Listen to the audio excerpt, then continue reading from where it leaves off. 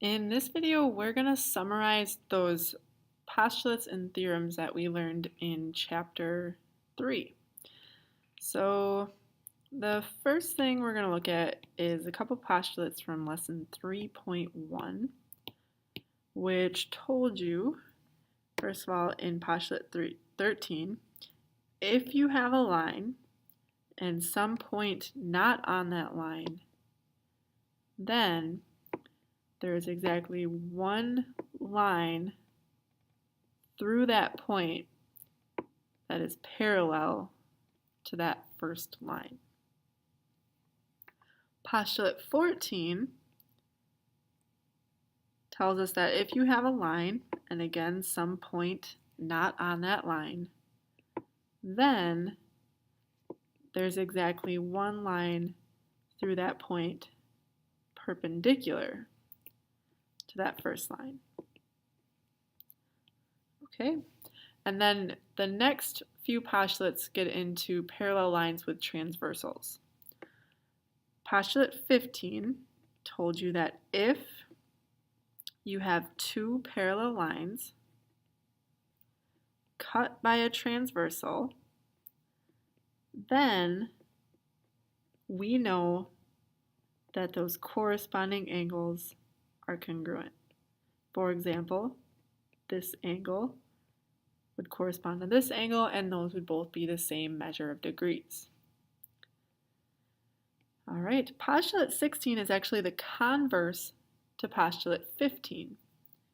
So now it's saying if you have two lines cut by a transversal in such a way that the corresponding angles are congruent, then you're going to know that those two lines cut by that transversal are in fact parallel. So you can see that 15 and 16 are just a converse of each other. In Theorem 3.1, that again starts with if you have two lines that are parallel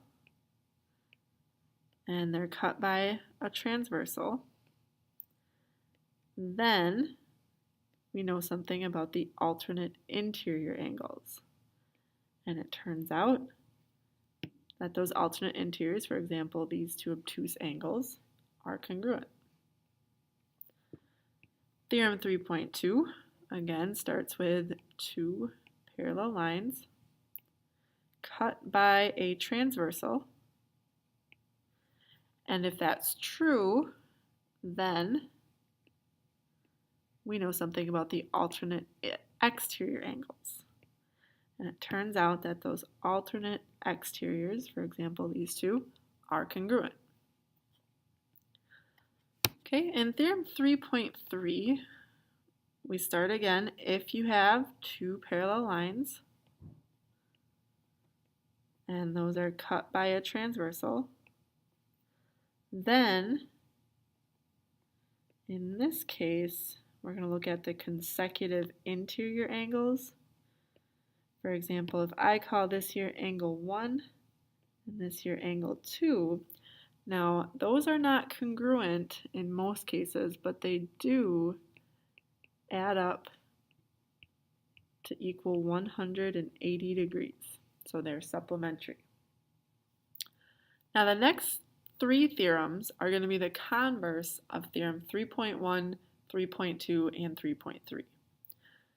In Theorem 3.4, that tells you if you have two lines cut by a transversal in such a way that it creates congruent alternate interior angles, then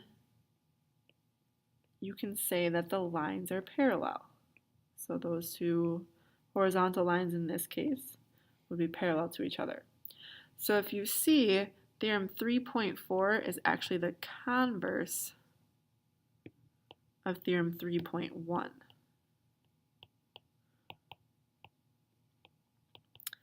And the same holds true for Theorems 3.5 and 6. So let's take a look.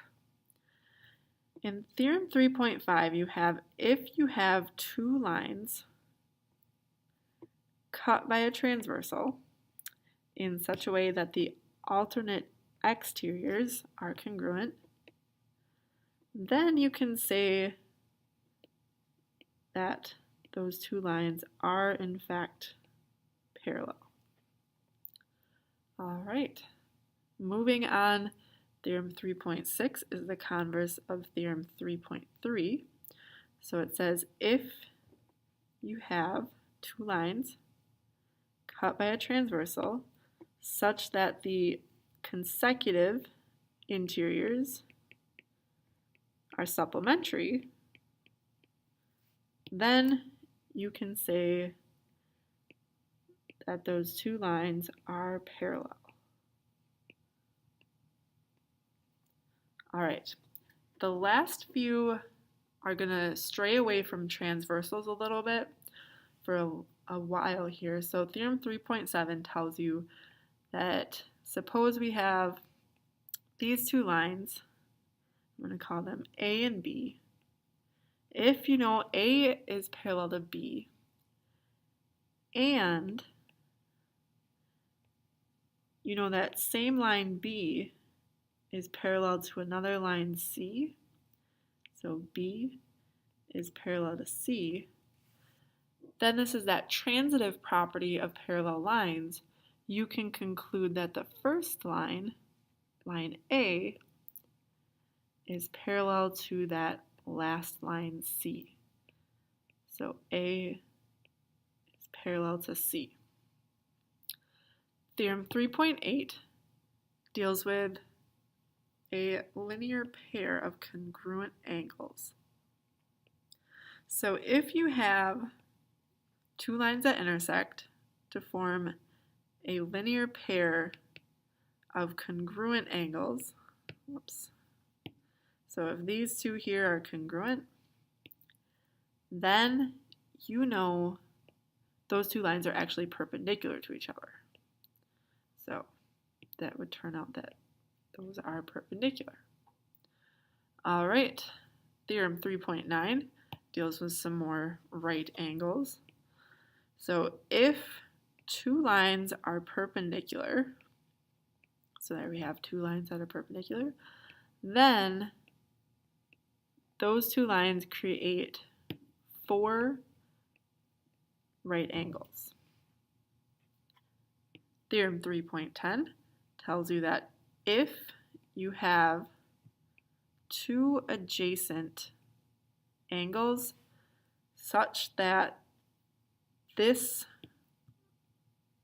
side and this side are perpendicular, then we can say this. So those two angles, let's call them 1 and 2, are actually complementary. So that tells us that the measure of angle 1 plus the measure of angle 2 is 90 degrees.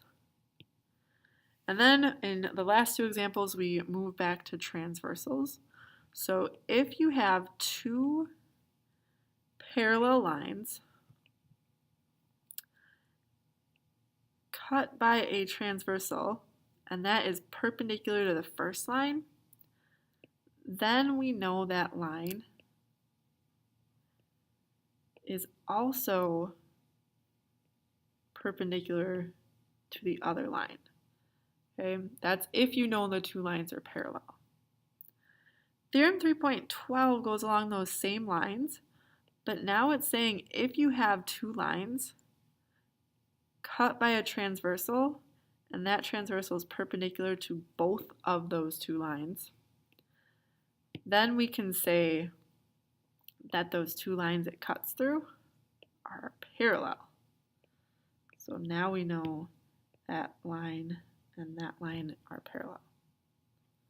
So remember, you can use these drawings on your test, and good luck.